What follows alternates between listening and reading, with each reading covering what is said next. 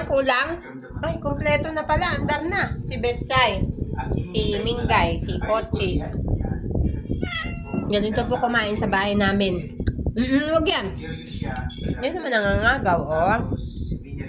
Amoy lang ng chimken, maya kayo kakain chimken na. Huwag mag-away. Amoy lang, amoy. Amoy lang. Bekay!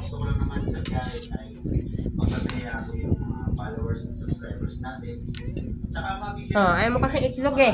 Amoy niya kasi yung chimken. Gusto, kanain na niya. Puchi! Meow! Puchay!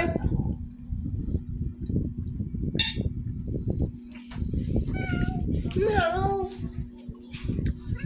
Ha?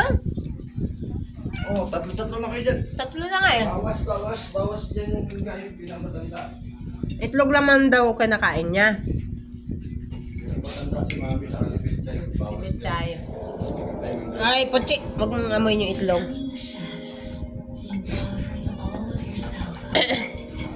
Sa'yo na yung egg. Sa'yo na yung egg. Bekay. Bait ni Bekay. Nanonood lang. Lalo si Mima. Mabait oh.